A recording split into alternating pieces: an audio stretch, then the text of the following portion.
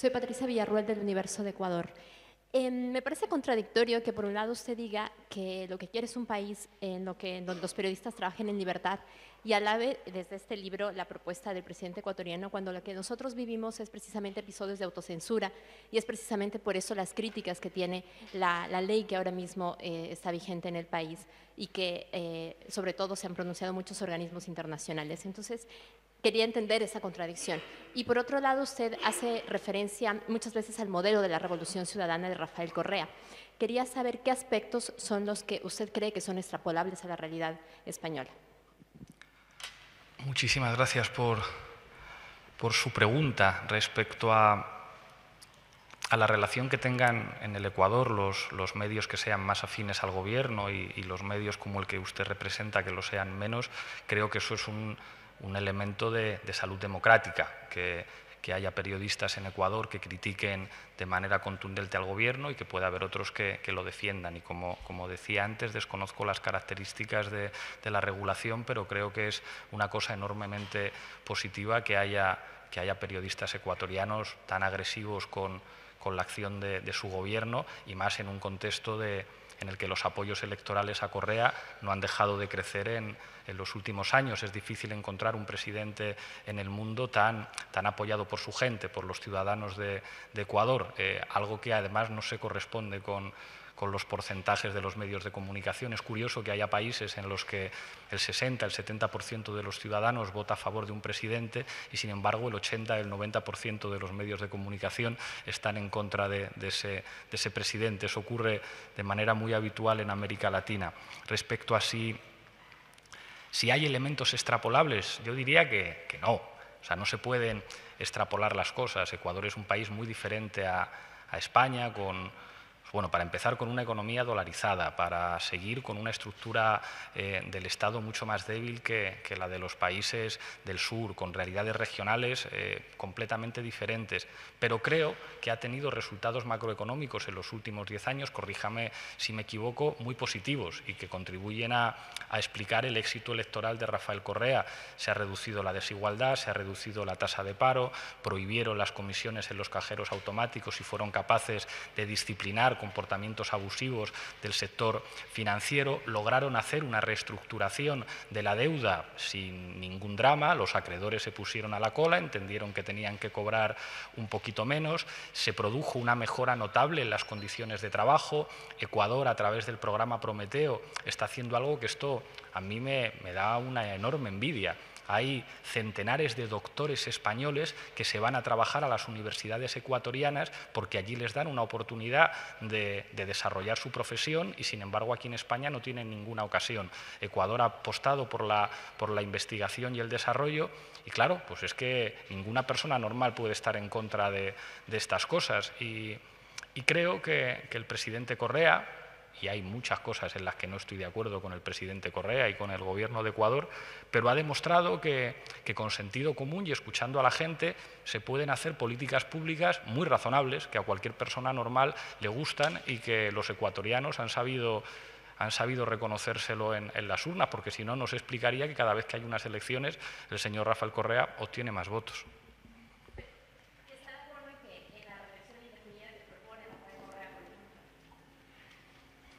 Fíjese, en España hay reelección indefinida. Felipe González fue elegido en el año 82, fue elegido en el año 86, fue reelegido otra vez en el año 89, otra vez en el año 93, después se presentó a las elecciones del 96, a las que, según él, le faltaron un debate y 2 semanas para haberlas ganado otra vez. Y yo no creo que nadie diga que el señor Felipe González es un caudillo autoritario. A veces creo que se hacen exámenes muy diferentes según dónde se está. Es decir, que si hay un gobernante que no nos gusta en Ecuador, entonces vale todo. Pero cuando uno dice, bueno, y en España se puede elegir al presidente sin limitación de mandatos. España es una dictadura. ¿A usted le parece que España es una dictadura? Pues aquí se puede elegir al presidente 30 años seguidos y no hay ningún problema. Soy Ana Gamar, de La Sexta. Ha hablado de los problemas que ha habido o hay en Telemadrid, Canal No, y yo quiero saber cómo se logra ese control público de los medios de comunicación y, a la vez, se mantiene la independencia de los medios de comunicación del gobierno, si eso parece, le preocupa, ¿no? Porque con los modelos que tenemos en España es un poco difícil de entender cómo lo vamos a lograr o cómo se podría lograr.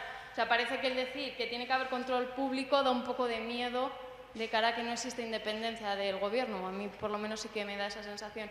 Y luego me gustaría que Pablo Iglesias nos dijera qué radiografía hace él de los medios de comunicación que hay ahora en España. No la que hacemos los periodistas, el compañero, los imperios, sino cómo lo ve Pablo Iglesias. Respecto a la primera pregunta, yo creo que cualquiera que entienda control público como control del gobierno, control del Estado, eso no le puede gustar a nadie. Yo creo que es fundamental el papel protagonista de los profesionales de la información. Yo acabo de ver cómo los profesionales de la prensa de Radiotelevisión Española están diciendo al señor nombrado por el Partido Popular: usted nos está manipulando, usted está llamando por teléfono para que no entrevisten a los portavoces de Podemos, ni una entrevista en Televisión Española. La primera vez que he salido fue antes de ayer en el programa este de Europa 24 horas. Y usted está utilizando esta televisión como si fuera el órgano de expresión del Partido Popular. ¿Qué es lo que hay que hacer? Escuchar a los periodistas.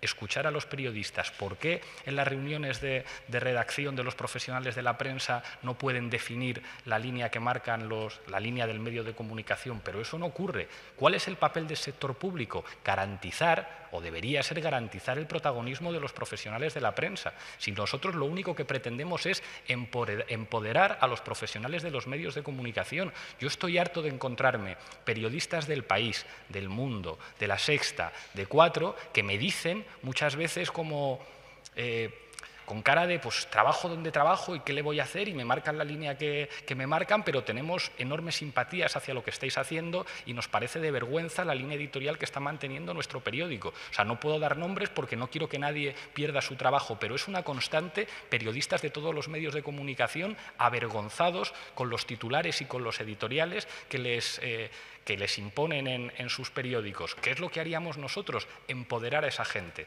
empoderar al reportero que va a ver la noticia, empoderar al redactor, empoderar a ese que está cobrando 800 euros metiéndose 12 horas al día trabajando en una redacción, empoderar a quien hace periodismo, no al que lo único que tiene es dinero para comprar el medio de comunicación. Respecto a la radiografía de la situación de los medios de comunicación en España, yo me remito a ese trabajo maravilloso de Pascual Serrano, Traficantes de Información, en el que hace un análisis de la estructura de propiedad. Y esa estructura de propiedad nos hace darnos cuenta de que el 95% de lo que leemos, vemos y escuchamos en España es propiedad privada de extranjeros, que ni siquiera son españoles. Hombre, yo creo que avanzar en un sentido democrático hacia el respeto al trabajo de los profesionales de la prensa, hacia el respeto de la libertad de expresión, pasa por asumir que no es razonable del todo que todo lo que la gente pueda leer, pueda ver y pueda escuchar dependa en última instancia de fondos de inversiones estadounidenses o de empresarios italianos. No quiero poneros a ninguno en ninguna situación incómoda, pero estoy convencido que si hubiera unas elecciones en los grupos que pertenecen al señor Lara y dijeran ¿quién queremos que sea nuestro jefe?, no creo que saliera Lara. Y creo que en Cuatro y en Telecinco, si hubiera unas elecciones entre los periodistas, no creo que saliera Berlusconi como la persona que eligieran los periodistas para ser el jefe o ser el que mandan. La democracia es que la gente pueda elegir, la democracia es que alguien pueda ejercer su trabajo y su profesión en condiciones de libertad y de dignidad. Y lo que yo pienso de los medios de comunicación es de alguna manera subsidiario de lo que me han contado los profesionales de los medios de comunicación con los que me relaciono a diario. O sea, ¿podría alguien que trabaja como el compañero en la COPE o en 13TV hablar mal de la conferencia episcopal? ¿Podría actuar libremente como un profesional y decir esto que ha dicho la conferencia episcopal es una vergüenza?